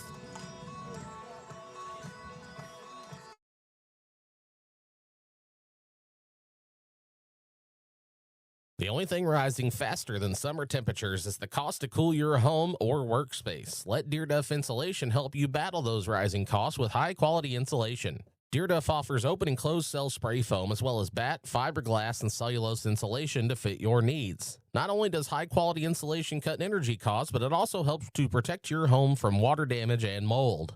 For your crawl space or commercial space, agricultural buildings, and anything in between, call Dalton and the crew for your free estimate today. MFA Agri-Services started way back in 1914, and they're still alive and well today. This is because they serve their communities like no one else, offering feed and bedding for pets and livestock, minerals, supplements, veterinary supplies, and so much more. MFA has what you need to keep your farm outstanding in its field. See what we did there? Stop by our location in Richland and see what Wayne and the crew has in stock for you.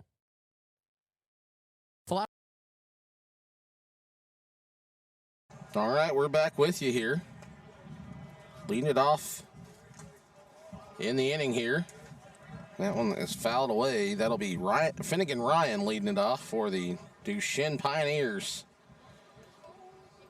Fouls that one way back into the mask of Carson Verslois for strike 1.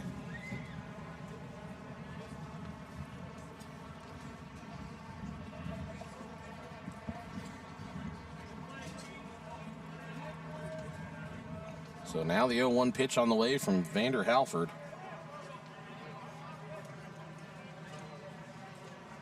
Kicks and fires the 0-1. That one breaking ball in there for strike 2. Finnegan Ryan didn't even offer at that one.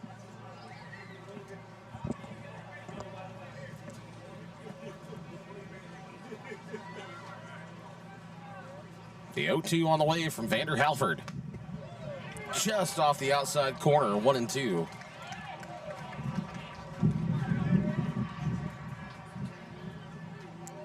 Finnegan flew out to right and is only at bat back in the 2nd. Down 1-2 here. Halford fires. Just inside. Good chase pitch there, and Finnegan said, "No, thank you, sir. I'll have another." 2 balls, 2 strikes, nobody out here in the top of the 5th inning. And a time called by Finnegan as Halford was about to deliver that pitch. Just got it in time. 2 balls, 2 strikes. Halford kicks and fires. That one, strike 3, looking on the outside corner for the first out here in the top of the 5th. They'll throw it around the horn. And in will step the leadoff batter here, Jamison Forrest, the third baseman. He has a single and a ground out to the pitcher on the day. Jamison is short, stocky. He's a good-sized lad. He's listed here. Let's see.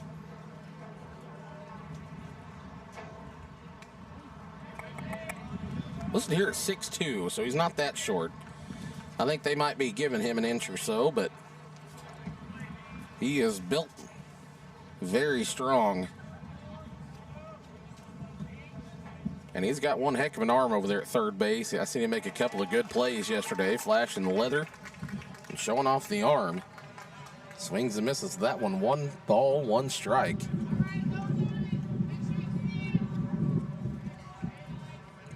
Met him and his parents, very nice people. 1 ball, 1 strike, 1 out. Vander Halford kicks and fires. That one just outside, 2-1.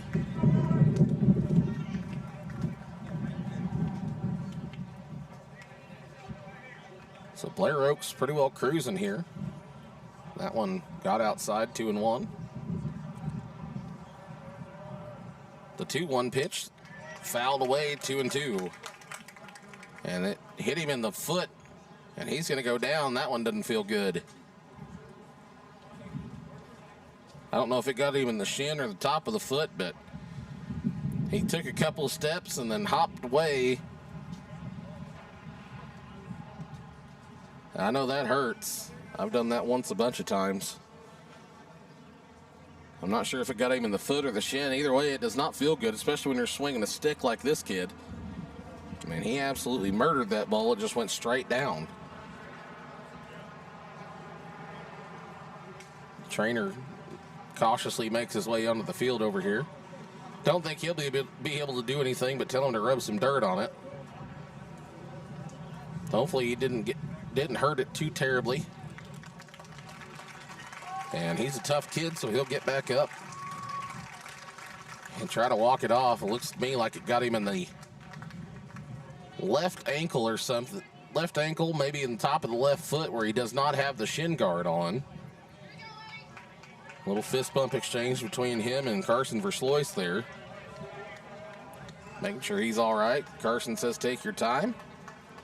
We're in no hurry here. And Forrest will step back in. 2 balls, 2 strikes, 1 out. Good sportsmanship there by Verslois. That one low and outside, 3-2.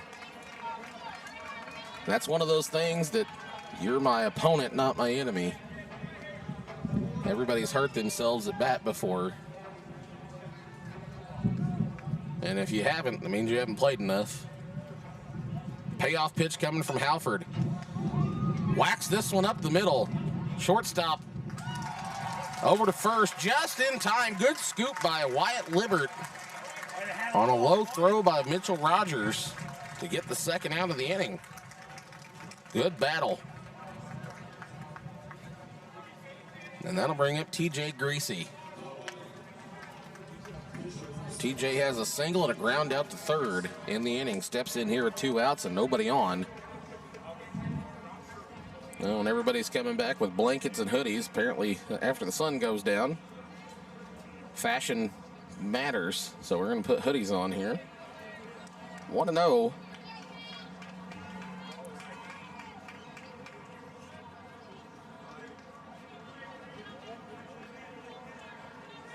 One ball, no strikes.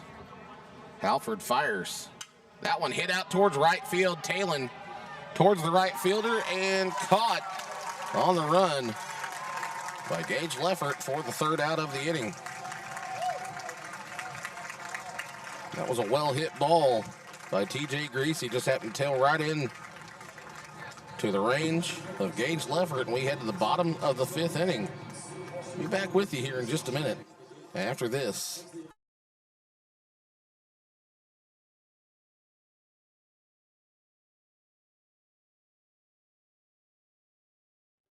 Unlimited Custom Apparel in Crocker has everything you need for unique apparel and promotional products for your team or business. With a wide range of handmade custom shirts, hoodies, jackets, hats, and so much more, Unlimited Custom Apparel has what you want. So no matter what you need printed or pressed, embroidered or emblazoned, the possibilities are unlimited. Find them on Facebook today and tell them that Better Call Ball sent you their way. The only thing better than a cold soda when the weather is hot is an ice-cold dirty soda from the Soda Trough in Richland. You can order their signature Storm and Norman, Route 66, or Back Porch combos, but that's not all. With over 30 different flavors to choose from, the possibilities are endless.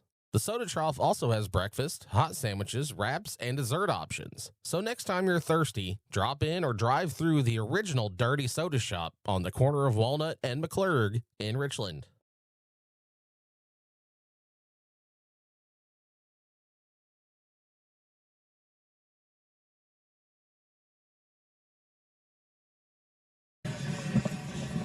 So we've got a new pitcher coming in here for the Pioneers. It is going to be number 28, Ryan Whitworth, a left-handed junior pitcher.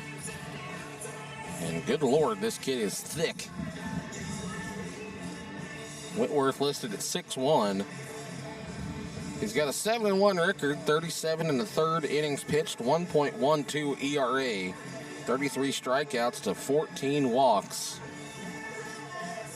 And the team collectively has a .312 batting average, so Vander Halford's done a very good job, only allowing 4 hits on the night for the Blair Oaks Falcons. I don't know how many pitches he's up to now, but we'll see if he can possibly finish out the game here for the Falcons. Yeah, he's only up to 64 pitches. Greasy left with 93 under his belt. 4 innings pitched, 12 hits, 7 runs, 4 earned, 7 strikeouts, 1 walk for Greasy in the ball game. It'll be Mitchell Rogers stepping in here to start off the inning for the Falcons here in the home half of the 5th inning. 4 runs wins it for the Falcons if they can get her done. So the first pitch in there from Whitworth is a strike on the outside part of the plate. That one just low, 1-1 now. Here on the shortstop for the Falcons. This one popped up right side of the infield. Jamison Forrest drops it at first base. He was circling around. See what happens when I brag about him. So that'll be an E3. TJ Greasy has moved over to third base.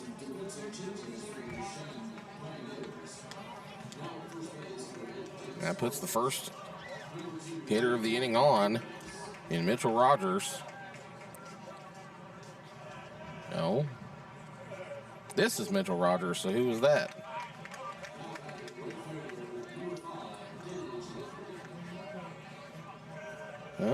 I'll figure it out when I can read it. Swing and a miss. 0-2 now.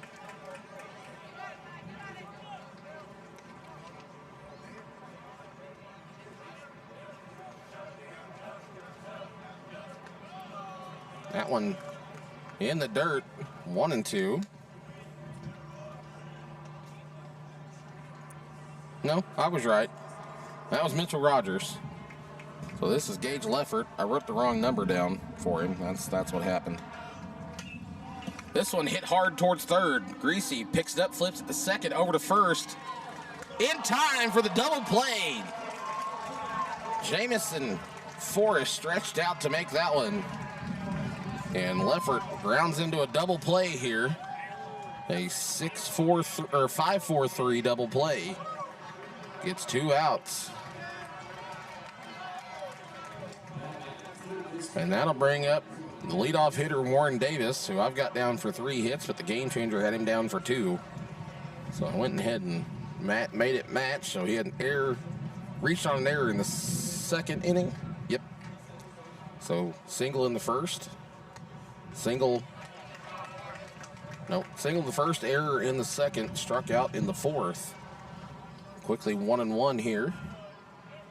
Whitworth wasting no time. That one a breaking ball that gets into the shoe tops for ball 2. Whitworth kicks and fires. That one in the dirt, 3-1 now. So 2 out, nobody on after the double play. Vander Halford on deck for the Blair Oaks Falcons. That one just low at the knees will walk him. And Warren Davis on base for the 2nd time today.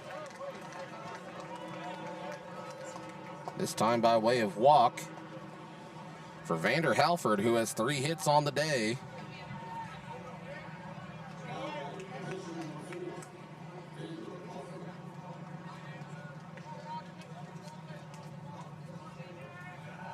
And he'll step in here, lefty on lefty violence. As that one runs outside away from him.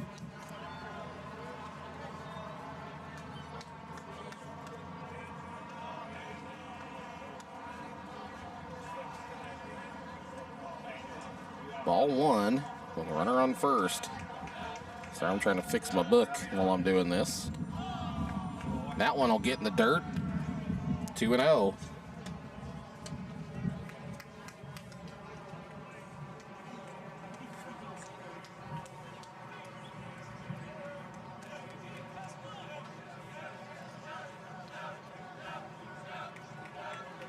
2 balls, no strikes. Whitworth kicks and fires. This one a pickoff over to first base, not in time. That's a good pickoff move.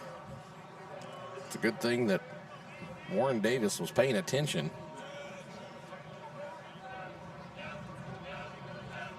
The 2-0. There goes the runner. And he'll take the bag without a throw as the ball was in the dirt. And Winter could not get a hold of it. So now 3-0 with a runner on second base and 2 outs. So credit stolen base to Warren Davis. Whitworth on the mound here. Halford steps in. 3-0 count. Whitworth checks on the runner Davis and fires. This one going to catch the meaty part of the plate there. 3-1 with 2 outs now.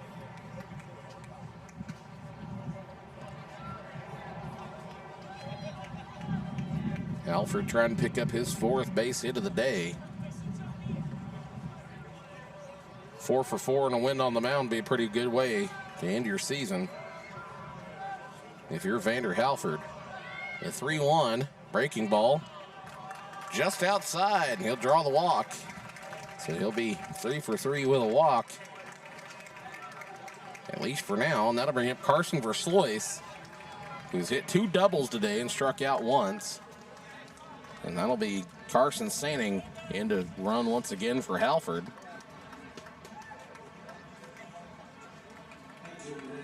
So that'll bring in Versluis, the .319 hitter, 2 hits on the day, 1 strikeout. RBI double in the 4th, and a 2 RBI double in the 1st.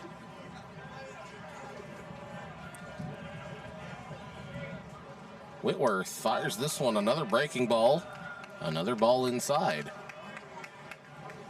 He's releasing it a little bit late, and it's kind of spiking in the dirt there. It's a good chase pitch, but not to open the at bat, I don't think.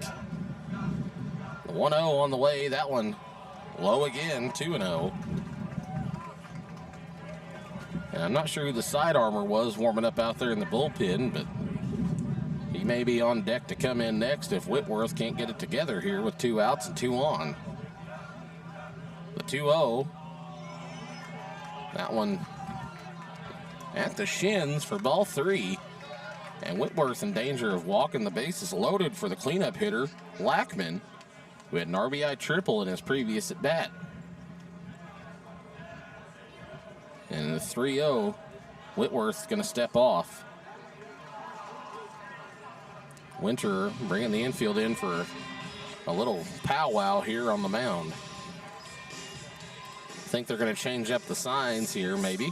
Worried that the Falcons are trying to get in their head. And after a quick chat,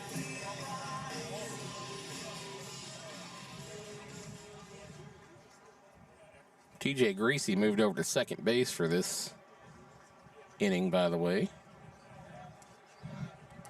I thought it was him on third, but it is not. It is James Andrews, I think. And they were trying the hidden ball trick. That was what they were having a conference about.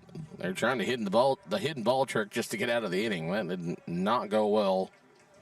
You don't see that very often. That one paints the inside part of the plate for the first strike. 3-1 with 2 outs now.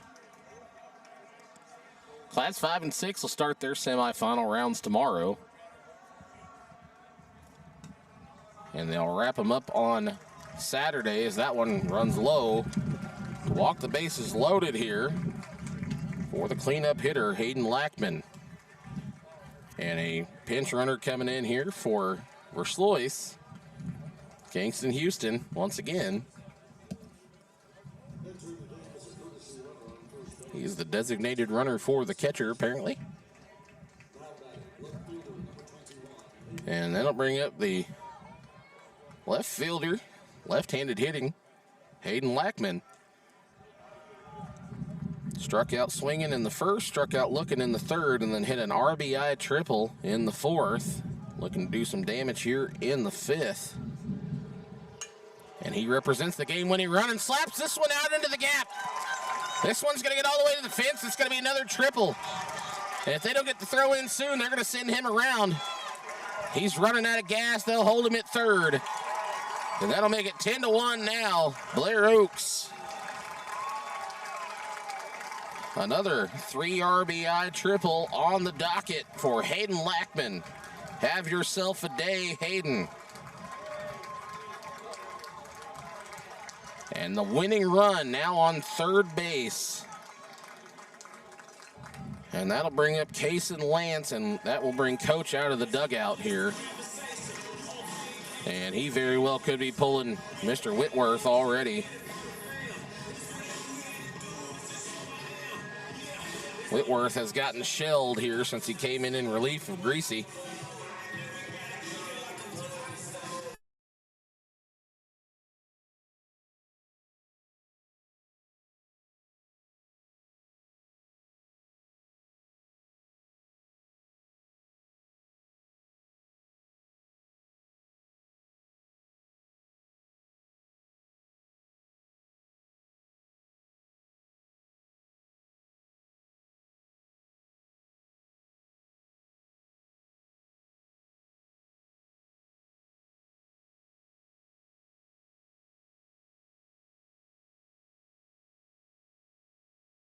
Well, that was Cody Massey. He's an umpire also. He was over here discussing what was going on here. Sorry for the silence in between. But it looks like we are going to have a pitching change here. It's going to be number 22. Yeah, Rudy Weber or Weber. And a sidearm pitcher. This could go very good or very poor for the next hitter in line, Case and Lance. And I'm going to look up and see what the record for triples in a playoff game is, because I think that Blair Oaks is pretty close to getting it. Let's go ahead and take us a quick break while I look at that. And the pitcher gets adequately warmed up and took his sweet time coming in out of the dugout. Be back with you in just a moment after this. This week's coverage of the Baseball State Championships and the Licking Wildcats this year is provided by all of our great sponsors here, along with a big thank you from Better Call Ball Media, Cale Carr, for his support for helping out to do these broadcasts here. And we also want to thank the Licking Booster Club for all their support this year that they give. Please remember to support your local booster club when you get a chance. Some more of our sponsors that we'd like to thank specifically is Progressive Ozark Bank of Licking and Town and Country Bank of Licking, both members FDIC, equals housing home lenders. Again, thank you for all your support for bringing coverage of Licking Wildcat baseball. And also all the other sponsors this year in the Licking community. Again, thank you for all your support. It has been a pleasure. Good luck, Wildcats. So I'm looking here on the championship site records, and it looks like triples in a game is 4. Triples for both teams in a game is 5. That was between Holcomb and Halfway back in 1997. So I'm not sure about the cumulative. Let's see if I can... they're playing Sweet Caroline of all things. Anyway... trying to see, how about individual triples? Chase Gwynn with 3 is the current record holder. That's in a game.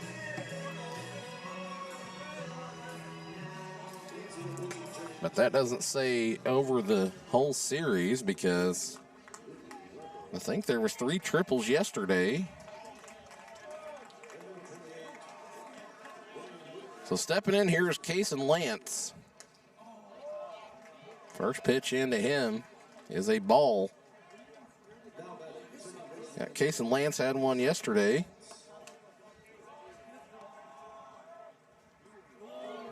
I don't know. We'll figure that out later. If it's a record, you'll know about it sooner or later. If anybody knows the athletic director, you might get him on that. Could be a record setter. That second pitch is a ball, 2-0. That one in there. Just off the plate on the outside part, 3-0. The 3-0 pitch from Rudy will walk Case and Lance. So now runners on the corners here with 2 outs. Winning run on third for the Blair Oaks Falcons.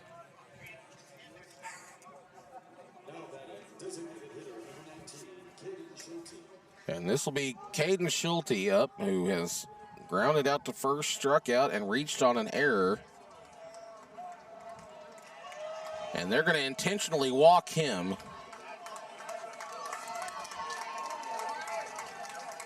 So an intentional base on balls there will load the bases. And for anybody who is not a baseball strategist that might be listening, you might ask yourself, why would you do that? Well, the answer to that is because you want to put the force out at home. Anything on the ground in the infield goes home, gets the third out of the inning, and saves the potential game-winning run. But if they lay down a bunt, you can just flip it down over to the catcher and get the third out of the inning and the run. But if you do not make the play at any bag on anything on the ground, it's game over. So that's why they would do that, to set up the potential game-winning out at any base. Crowd on their feet here. First pitch in is a strike. Here to Wyatt Libert, who I would think would be the last person you would want up in this situation. The 0-1 runs outside, and Winter pounces on it to keep it from getting past him. That would have been the game-winning run there if it had got past Winter. Hayden Lackman over there at third. Looked over at coach and was like, man, that's so close. The 1-1. That one in the dirt. Pounced on again by Winterer. And Rudy Weber, who's a senior here, threatening to walk in the game-winning run. If he can't manage to throw a strike over the plate, that one low for 3-1.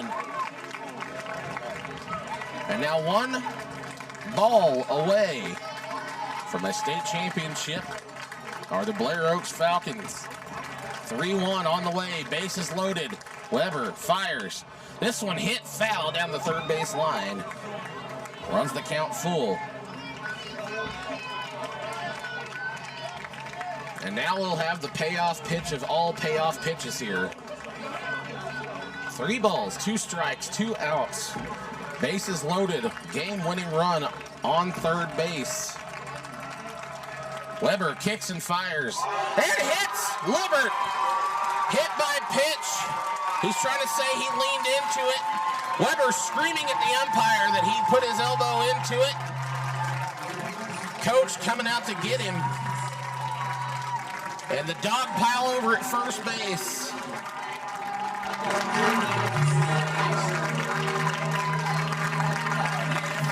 You hear the crowd here as Blair Oaks takes home the Class 3A championship. And in competition for Titletown now. Hayden Lackman comes across for the game-winning run. A walk-off hit by pitch as the Blair Oaks Falcons bat around here in the inning. Guys, don't go away. We're going to get you the box score before we get on out of here. And final stats. I got to turn off the background music now before I get the band hammer. So 11-1, your final score. Before you get out of here, please sure to hit subscribe. Thank you to all of our sponsors here that have helped us out along the way this season. This will be our final game here on Better Call Ball for at least this season. Thanks to Allen Hilliard Sports for helping us be here for the Class 3 championship. If you guys want to help us out monetarily speaking, there's my Venmo at the bottom of the screen. You can send us $1, $5, whatever you like. That's a good way to help us out. A free way to help us out is to make sure you hit subscribe on your way out of here tonight. Your final box score, 11 runs, 13 hits, no errors for the Blair Oaks Falcons. Duchesne Pioneers, 1 run, 4 hits, 4 errors on the night. Vander Halford, 5 innings pitched, 4 hits, 1 run, 1 earned, 6 strikeouts in the win to go along with his 3 hits, 1 run. Warren Davis with 1 hit, 2 runs scored. Verslois, 2 hits, 3 RBIs. Lackman, 2 runs on 2 hits, 4 RBIs for Lackman on the day. He had 4 of the 9. Libbert, 1 run, 2 hits, 2 RBIs, including a walk-off hit by pitch. And 1 hit for Mitchell Rogers for the Duchesne Pioneers. 3 at-bats for Jamison Forrest, 1 run, 1 hit. TJ Greasy, 1 hit. Brian Winter, 1 hit. And Alex Hof, 1 hit. Greasy takes the loss. 4 innings pitched, 12 hits, 7 runs, 4 earned, 7 strikeouts, 1 walk issued. Whitworth, 2/3 of an inning, 1 hit, 4 runs, 4 earned, 3 walks on the inning. And Weber, 0 innings, 2 walks, and 1 hit by pitch to end the ball game. Guys, thank you for tuning in with us. My pleasure, Samuel. Glad to have everybody here. We'll have the award presentation here for the Falcons and the Pioneers. And we are going to get on out of here while they do that. So, guys, thank you one more time for tuning in here. You can follow us on Facebook, Better Call Ball on Facebook. You can subscribe here to YouTube. It helps us out immensely. All the comment traffic, everything helps. And we appreciate y'all being here. Congratulations once again to the Falcons. And we are going to sign off on behalf of Allen Hilliard Sports and Better Call Ball and the Missouri State High School Activities Association. We will see you next season.